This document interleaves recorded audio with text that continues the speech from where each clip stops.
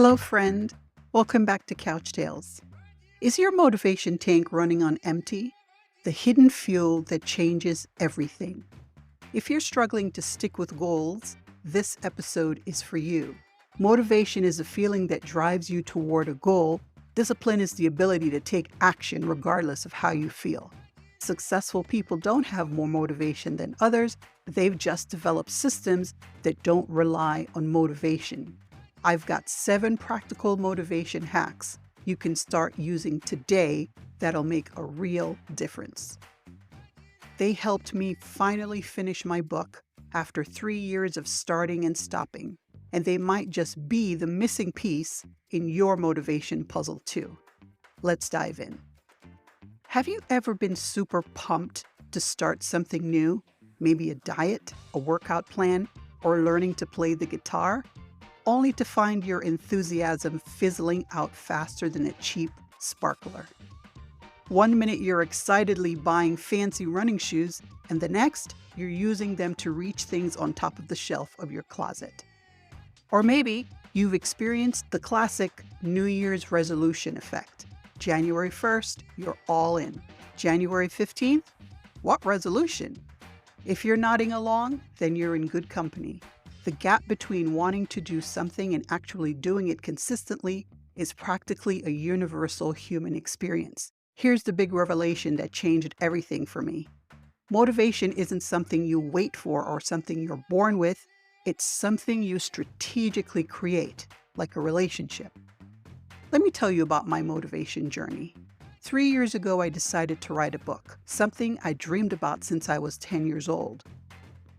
I cleared my schedule, set up the perfect writing space, bought beautiful notebooks, and felt super motivated for about 2 weeks. Then reality hit. Some days I'd stare at my computer screen for hours, writing and deleting the same paragraph, and on other days, I suddenly discovered that organizing my spice rack was absolutely urgent and couldn't possibly wait until after my writing session. Sound familiar? My breakthrough came, though, when I stopped treating motivation like a prerequisite for action and starting seeing it as a result of my action. This flip in perspective changed everything, and it might just change everything for you too. So what exactly is motivation from a psychological perspective?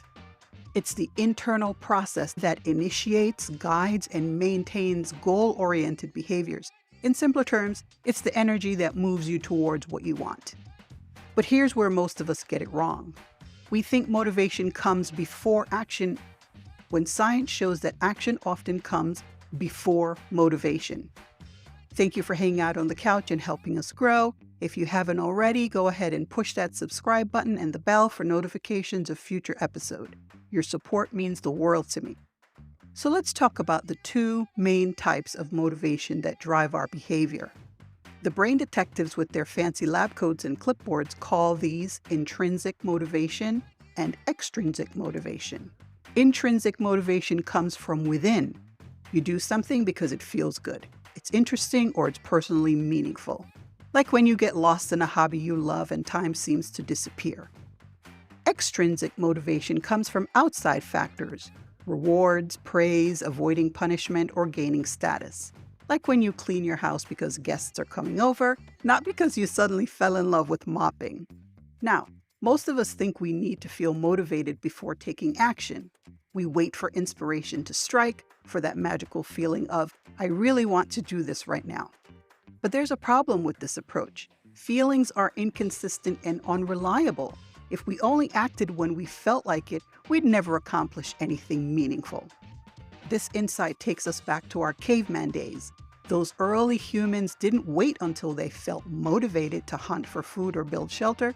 They took action because survival demanded it. And guess what? The action itself generated the motivation to continue. Some psychologists would point out that waiting for motivation is often a convenient excuse. It allows us to avoid the discomfort of starting without actually admitting we're afraid to begin.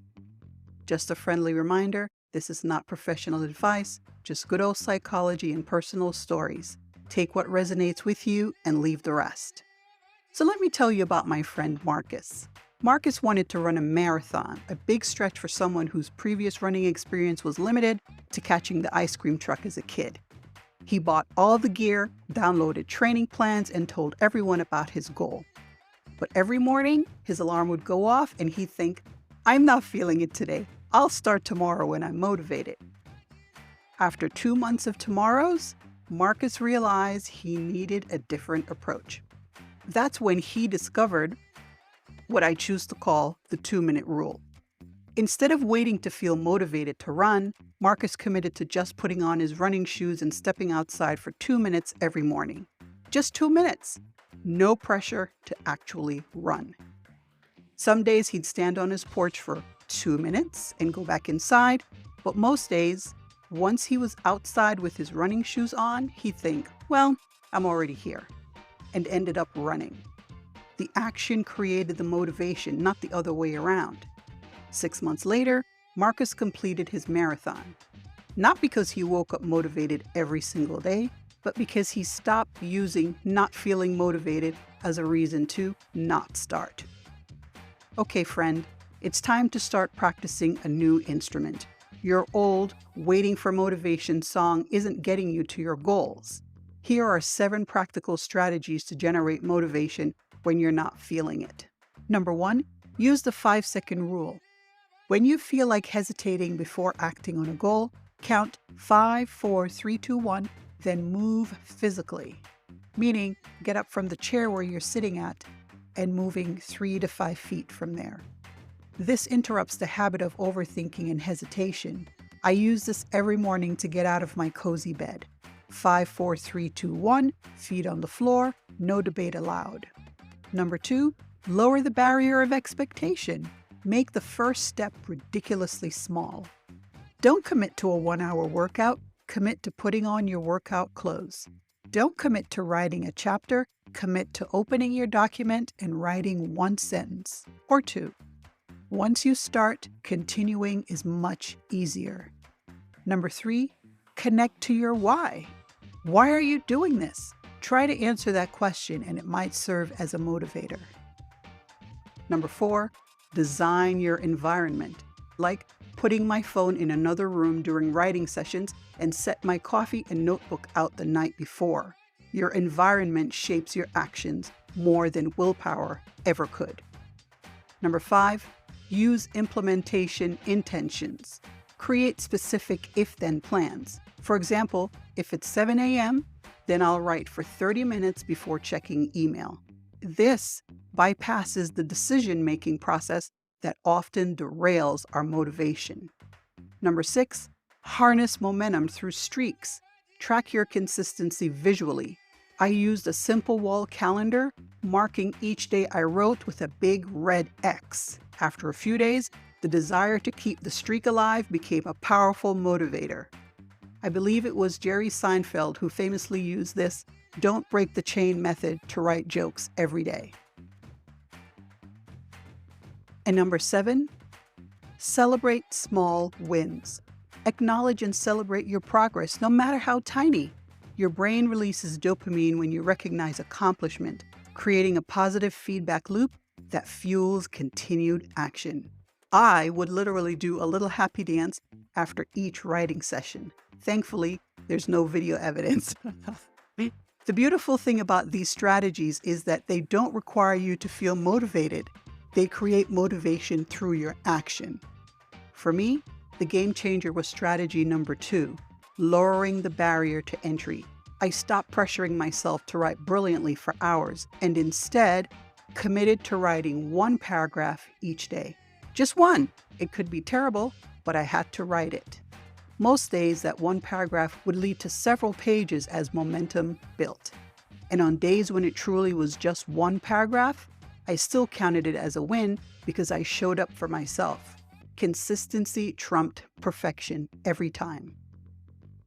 Another insight that revolutionized my approach was understanding the difference between motivation and discipline. Motivation is a feeling that drives you toward a goal. Discipline is the ability to take action regardless of how you feel. The emotion experts, with their research studies, suggest that successful people don't have more motivation than others, They've just developed systems that don't rely on motivation. They understand that motivation naturally ebbs and flows, so they build habits and routine that carry them through the low points. This brings me to the surprising motivation trigger I promised to share: identity-based commitments. Most of us approach motivation with outcome-based thinking. I want to for motivation and started acting like the writer I wanted to be. All right, that's it for today's episode of Couch Tales, Why We Do What We Do. I'm your host, Analia. If you like this episode, take a moment to follow us, push that subscribe button, and share this episode with a friend. Drop a comment about your motivation struggles and success. I'd love to hear what's working for you. Until next time, friend, stay curious, stay kind, and remember, motivation follows action, not the other way around. Click here for more episodes.